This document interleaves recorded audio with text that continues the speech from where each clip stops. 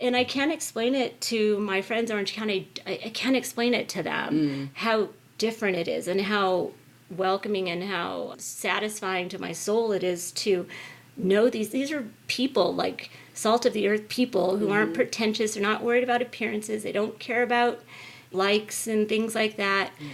And they're so freaking talented. And it's just really, it's very inspirational, and it gets me going all the time. Hi, and welcome to the Desert Lady Diaries podcast, a weekly conversation with women who found their home in the Mojave Desert. I'm Dawn Davis, and this is episode 93. If you'd like more information about the podcast, it's all at the website desertladydiaries.com, and I invite you to engage with the guests, with other listeners, or me on social media, on Facebook and Instagram at Desert Lady Diaries, or on Twitter at Desert Lady Diary. Kim Martin educates our youth, is a professor of child development at Copper Mountain College, is a poet and a photographer. She fiercely advocates for spiders, finds solace among the Ocotillo, and escapes with sci-fi and tacos as often as possible. Welcome to the podcast. Hi. What was your first experience with desert? My first experience with the desert would be, I was thinking about this. When we were kids, my parents would always take us on vacation in a rented Winnebago, and we would always go to the deserts closest to home. We would never go past the Rockies. So I think it was my first experience was out in Arizona and New Mexico, the Four Corners, and visiting all the national parks and fun things in there. Cool. Those areas, yeah. So I remember always, every summer, going to the desert at least once, and then going to Yosemite. Did you have siblings? Yeah, an older sister, younger brother, and there's so many pictures of us. We went to, gosh, like I said, all the touristy spots. And I remember going to a little souvenir shop that had a bunch of Native American stuff for sale, and we all bought headdresses and all the inappropriate things that they sell to tourists that are in New Mexico. And I remember seeing those pictures, and they had that big wooden Native American statue out front. I remember getting pictures with that, but I just remember loving how open it was and how we got to run around everywhere, and those are really good memories for me of the What desert. was it like with 3 kids in a Winnebago? And was it like the Winnebago that you towed a car behind, or you just drove it? No, you're in it, and you drove it. Yeah, one of those big, long, rectangular bread boxes of a thing. Oscar Mayer Reno mobile. Yes, crazy in there. I know we would play games. We would buy those booklets, those game books and stuff that you could highlight hidden pictures and things like that. We did a lot of that. They did a lot of that to keep us busy because, no Game Boys, no cell phones back then. No, exactly. And then just fighting with each other all the time. That was I'm going to pull this Winnebago over. Right? Or playing the license plate game. Oh, yeah. Yeah. Seeing how many out-of-state plates you can see. Right. So we kept busy doing a lot of that stuff. We're always, I guess, a family of wanderlust. We're always wandering and doing something, going away from home somewhere. So at that point in your life, where was home base? We were in Pasadena when we were little, and so we were out by the mountains in the foothills, Altadena, all the time. Lovely. Yeah, and then when I think it was maybe 3rd grade, 4th grade, we moved to Orange County, and that's where we stayed until, gosh, that's where we grew up. Graduated high school out there and started my family with my son out there. So yeah, it was Pasadena, Altadena, then Orange County. So once you left that situation where your siblings, you were all grown and into lives of your own, did you continue to visit the desert? Yeah, actually I did, and so did my brothers and sisters. Like I said, we all wanted to travel, and we're always never going too far from home, always state line. Maybe Vegas was always a fun trip, but I think I really got into more going out on my own when I had my son and started watching Huell Hauser and his California's Gold. And I was so fascinated by all these places in California that I had never been to, never known about, until he introduced me to that. And so I had a camera, and I started going to all the places that were on his shows and taking pictures, loads of pictures. Is that where your love of photography came from? Yeah. And then the desert has just always been part of me since a little kid. So I think I was always drawn to that, drawn to the many places in the desert, not just Joshua Tree or 29, but like Salton Sea and maybe Apple Valley, up Hesperia, things like that. We were always going to Oak Glen to take pictures. All this stuff. I don't know why. It's just always been the desert. The ocean's beautiful. The mountains where I grew up, Pasadena, those are beautiful too, but it was just always something about the desert. I don't know what it was, but My camera loves it. I love it. Yeah. That's cool. Yeah. Those Huell Hauser trips, so are there one or two places that you went to that were super memorable? Because of Huell Hauser? Yeah. No, but like you saw the shows and then you went to Yeah. a number of these places. Were there any of those places when you visited them, or were you disappointed like, this isn't how it looked on TV? I mean, some memories that you have maybe of some of those places and where they were that you visited. Yeah, I loved his show on, gosh, what's it called? Scirocco Summit? I think over off the 10 as you're going up towards Indio, Scirocco Summit. So you're on the 10 and you pass the park entrance there, Cottonwood, then you go up maybe a few more miles, 7 or 8 miles, and Scirocco Summit is there, and it's a little gas station stop, and then there's also the museum, what was it, George S. Patton Museum is out there with the tanks and everything. Yeah. And then so he did a story on the family that opened up that place and turned it into kind of a byway, little oasis on the way to Indio. And it was a really neat story. And I said, well, let me drive out there. And I drove all the way out there, and it was so cute, just like I saw on the show. And he also did some good stories on up north, like going up north and in the Central Valley, things like that. And that made me want to explore there too. Of course, he did Yosemite, and then Antelope Valley Preserve. I think he did a good one on that. And I remember wanting to see the flowers, but every time I went, it wasn't springtime because I couldn't get away during spring. So yeah, just Cool. remember those shows. Fast forward to now, how did Joshua Tree and the Morongo Basin get on your radar?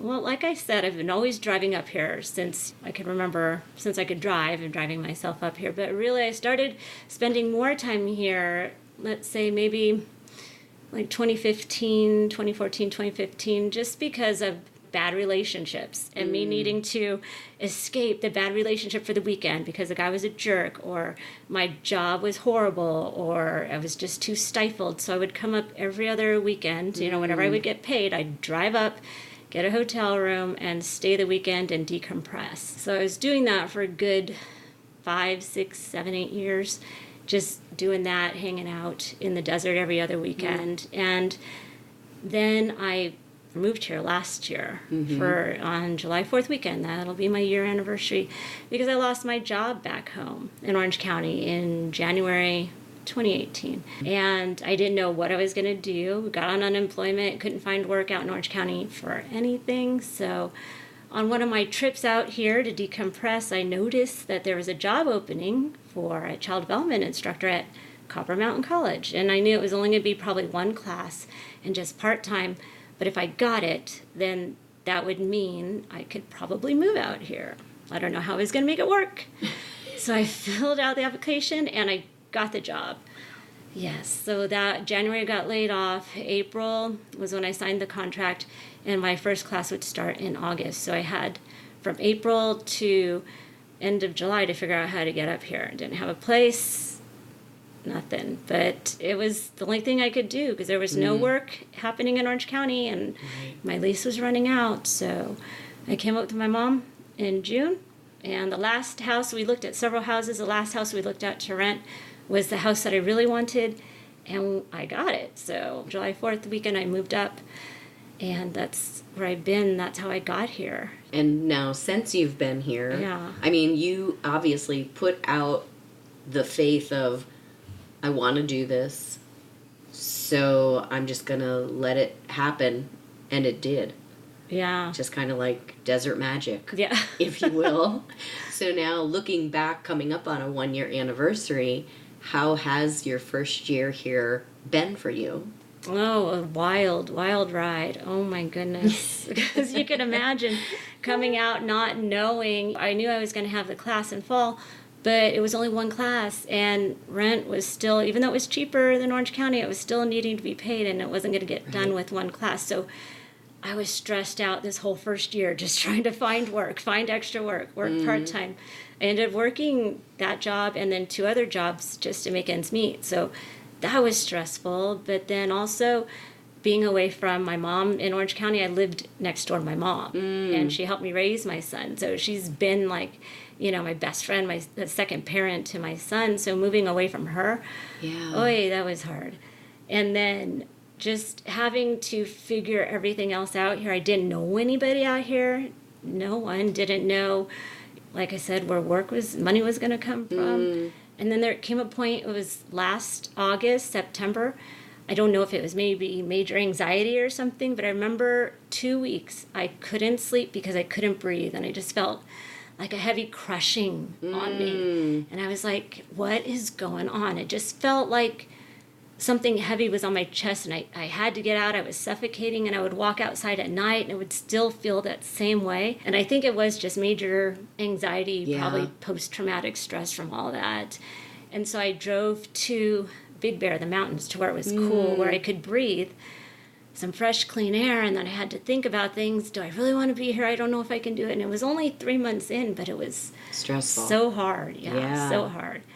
So after that, it got easier. Like October came, I had my 50th birthday, but I didn't tell anybody. I didn't celebrate it. And it was, my first year there. So I didn't know what was going to happen. I didn't want to celebrate. I'm sorry, I'm getting emotional. That's okay. I didn't want to celebrate your honesty. I didn't want to celebrate my success because I thought it was all going to fall apart. Yeah. And I didn't think I deserved all the stuff, the goodness that was happening, because everything else before then was so crazy. Yeah. Losing my job made me feel like crap, but getting this job made me feel better, right? And then being in the place that I love, it was like a dream come true. So I just thought it was all going to come crashing down. So I didn't want to celebrate my birthday. I didn't want to celebrate Christmas or Thanksgiving or any of that. I just wanted to get through. Yeah. And you obviously have. Yeah, right? I did. Successfully. Yeah, successfully. Right. So. Because now you've got more going on up at the college, right? Oh, yeah. That was part of the wild ride. Yeah. So that adjunct position, there was a full-time position that became available. It was that summer when I came up. There was full-time child development professor for interim. They opened it interim. And they said, we want someone to help change the program around, but we're only going to offer it interim because we don't know what's going to happen. So I applied for that, but I didn't get it. And it broke my heart. So somebody else got it for the interim, but then I knew they were going to open it up again. So I just kept doing my work there, putting myself out in the community and building my resume even more and more. So when they opened up that position again, the full-time position, it was going to be open, permanent for tenure track. I just put everything I had into it, and I actually got the job. Yes. Yes. So now, what are you going to do to celebrate your 50th birthday, your Christmas, your Thanksgiving? I have no idea, because here we go again. Like, It's too good to be true, but I have to celebrate it, I think, and honor myself and honor the whole process, because I worked my ass off for this, and it is a literal dream come true. Live in the desert, work in the desert, doing what I love, teaching child development, working with children and students, and being able to afford it. I mean, it's finally happened. So I have to celebrate somehow. I don't know. I got to throw myself a party, but I don't have any friends. Like, you're my only friend. No. Oh, no. I have a few friends. I have a few friends, but... Well, let's talk about that. Yeah. Let's talk about now getting yourself out into the community, because you came here, like you said, knowing nobody. Yeah. I mean, obviously you get to know people at work, but there are some people that I've met in my career that they're like, I don't want to socialize with the people I work with. I'm like, oh, that's interesting. You're probably the same people that don't want to go back to your high school reunion. Right. But, to each his own. I really enjoy those things. Yeah. But some people just, they don't want to deal with that. So how have you gone out and started learning who your people are and getting that going? Yeah. That's interesting, because I knew, at the heart of it, I was going to have to make friends in order to survive out here. I knew that. And I'm always an outgoing, sociable person, but moving out here, I was anxious and didn't want to talk to anybody. We had a lot on your plate to figure out. Yeah. So I knew at some point I had to immerse myself in some creative aspect, because doing photography and writing, I was hosting a poetry show back in Orange County when I was there, and that was really fun. So I said, well, let me look for the creatives. Let me look for the photographers, the poets. So I followed people on Instagram, right? So I followed local photographers, and I met Lisa Manifold. She's a beautiful, beautiful nature photographer. And so I followed her and I met her. So it was like meeting like a hero, an idol. And then I reached out to the poetry and writing magazine, Choya Needles. I'm sure you're familiar with that. Yep.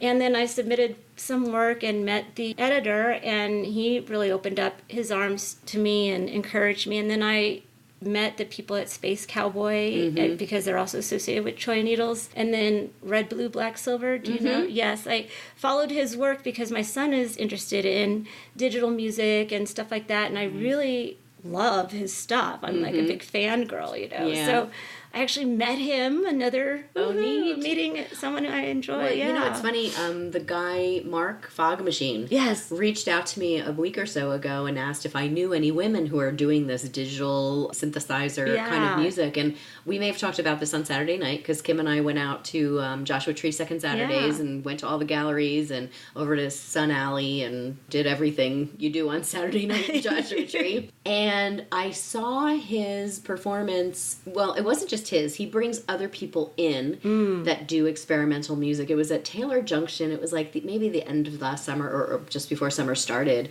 And I was so impressed. It wasn't something that I ever thought about doing. I'm like, yeah, let me go over and take a listen. There was this one couple who was doing the synth music, and then they also had like a triangle and maybe a maraca and some other stuff. And while they were doing the music, they were reading spoken word.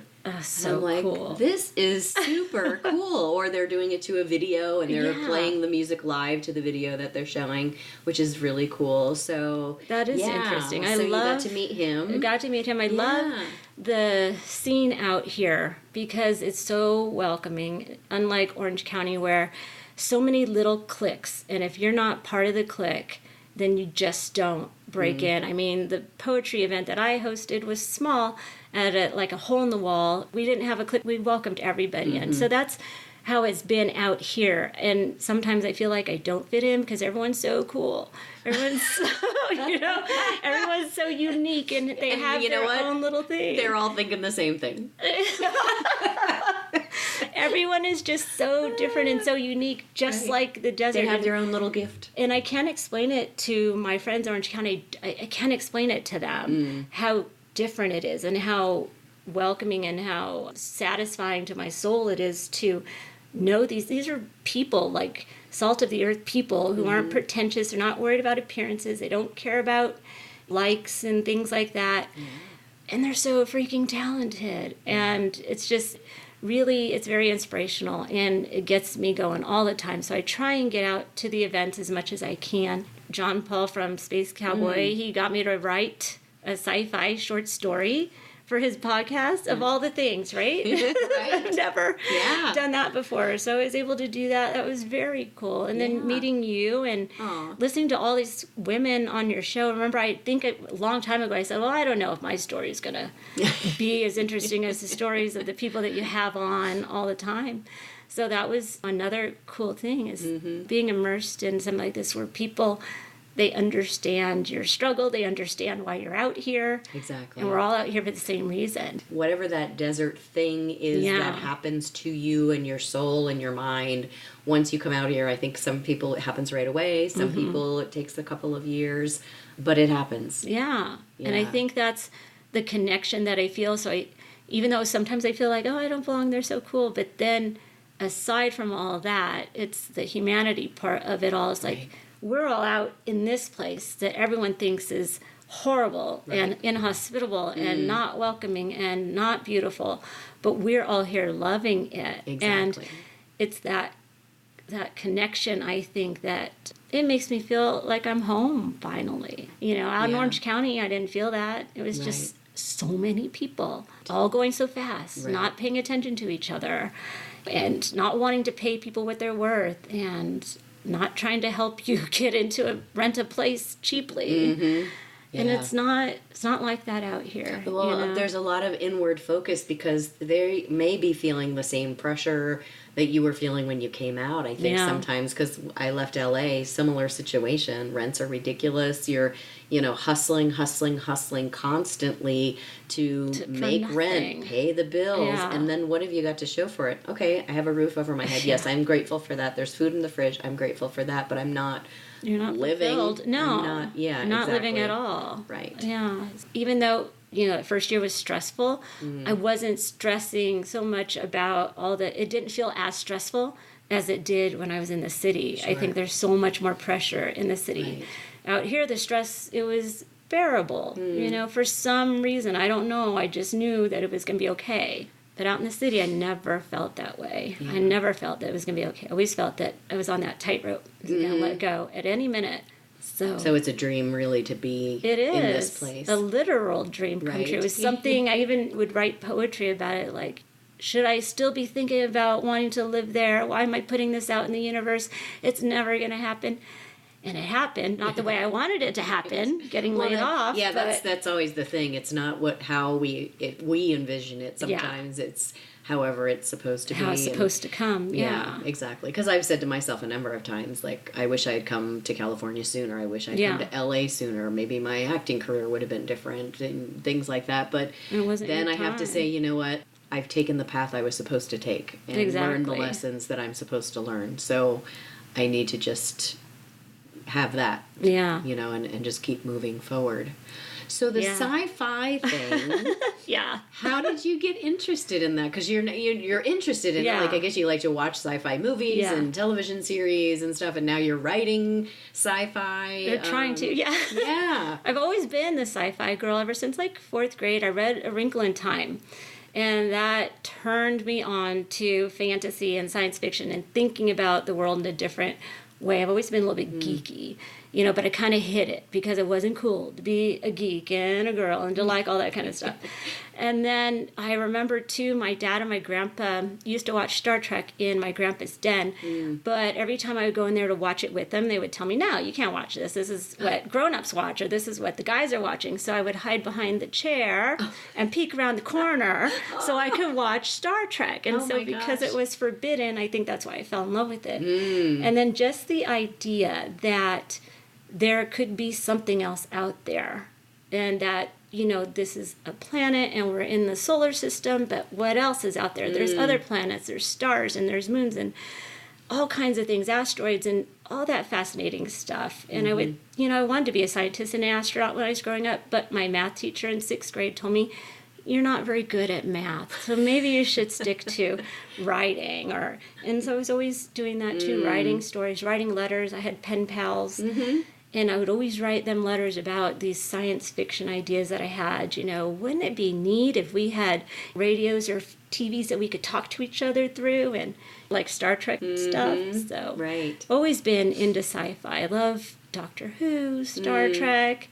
When it's well written, the stories just, they can take you away. It's escapism for me. I'm big, run away from things, that kind of person. No, but still face them and then creatively problem solve. That's what sci-fi is about, right? I've always been into sci-fi. I love reading short stories, and most of them that I'm reading now are short stories from some local writers, and then just other ones I'm trying to get back into.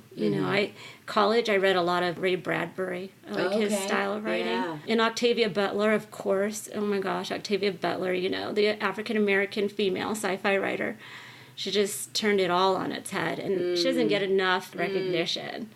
But she should, because she's a great, great, great sci-fi writer, and her story is wonderful too. So, and who else? Tracy Smith, I think that's her name. I hope I got it right. She's our poet laureate, outgoing, and she's sci-fi poet, which is cool. Very interesting. Yeah.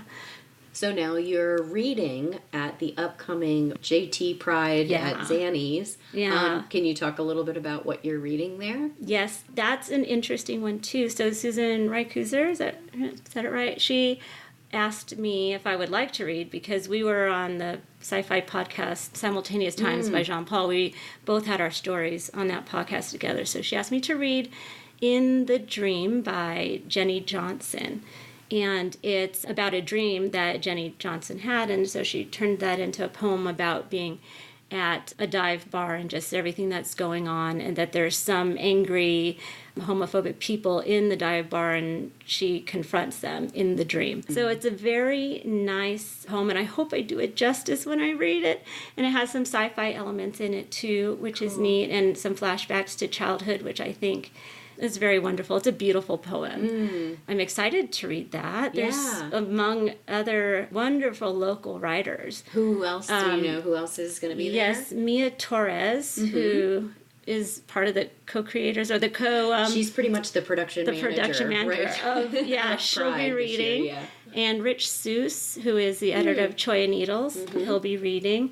Gosh, there's some more people, and I've forgotten their names, but they're so good. But so local writers were asked to read, and Susan has crafted them and put them together in a narrative how she saw they should be read, by celebrating it, then talking about some of the harsh aspects of being in the LGBTQIA community, and then celebrating it again. I think she did a really, really great job of tying them all together, all the poems together. So I hope more people get out there to hear these poems, because, you know, it's all about love is love, and humans are humans, and everyone has the same basic needs. You know? Yeah. And I think this is the one about being accepted. These are the needs that we're reading about being accepted and being proud of who we are, and self-acceptance, you know? Right, instead of hiding those aspects of yourself that just brings on shame and a whole other dimension. That's so hard, you know, especially for young people. Young people are going to be doing a poetry slam there, right? Which I'm very excited about. Get Lit Poetry Troupe. I think they're a group that Mia worked with when she lived in LA. Nice. Yeah, so that's exciting. And everything starts that Sunday is like the literary day. Okay. And I'm going to give a plug for it because I've been the volunteer coordinator for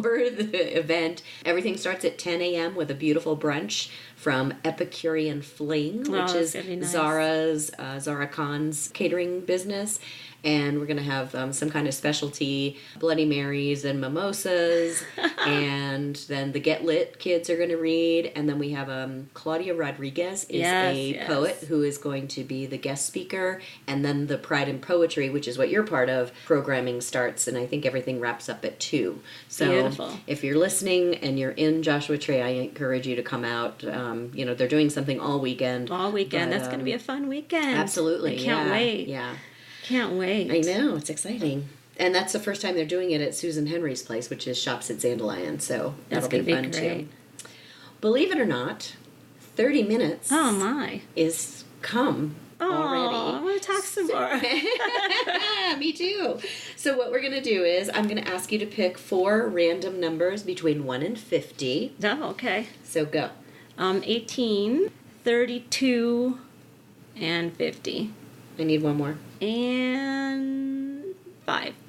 5. Okay. There we go. So I'm going to read the questions that you are going to answer. Oh, okay. And if you are interested in hearing Kim's answers to these questions, go to desertladydiaries.com and click on the support tab, which will take you to a page that explains how Patreon works and how you can hear the juicy part of the podcast, which happens after this part ends. Is this the life you thought you'd have when you were a teenager? What's your favorite fairy tale or childhood book? Which is interesting given the sci-fi conversation we just had. You're having a rough day. What do? How do you turn it around? And what was the first paying job you ever had, and where was it? So think about the answers to those questions. And I'm just happy to have you here today. I'm so glad we've met. Yeah. And I really appreciate your bravery in speaking about your struggle, your first year here, and your honesty in doing that. So thank you. Thanks. It's been fun. So while I was editing this episode, I realized the conversation that Kim and I were having about the Joshua Tree Pride events coming up have now already happened. They were the weekend of the 15th and 16th, and actually it was a great success. If you were one of the volunteers for the event, I want to thank you again for your time and energy. The heat was brutal, and you all were such troopers. Thank you so much. If you're enjoying this podcast, I would be so grateful if you would write a quick review or comment on Apple or Google Podcasts, SoundCloud, or whatever platform you're listening from. And if you have any feedback at all about the podcast or just want to say hello, please send me an email at desertladydiaries@gmail.com. You also heard Kim and I talk about the fact that she recently wrote a small science fiction piece for the podcast Simultaneous Times. Kim's episode on that podcast is 14 if you want to go out and listen to her episode. I also put a link to it in the blog post at desertladydiaries.com. Just go to blog and Kim's photo and her blog should come up immediately. And there's a link in there that takes you directly to the episode. In the meantime, here's Jean-Paul, who creates Simultaneous Times podcast, to tell you a little bit more about it. Science fiction stories and interviews blasting straight out of the Mojave Desert and beyond. Space Cowboy Books presents Simultaneous Times podcast. Free to stream on your favorite podcast player. Find out more at spacecowboybooks.com and be sure to visit our store in Joshua Tree, California. See you back here next week. Thanks so much for listening.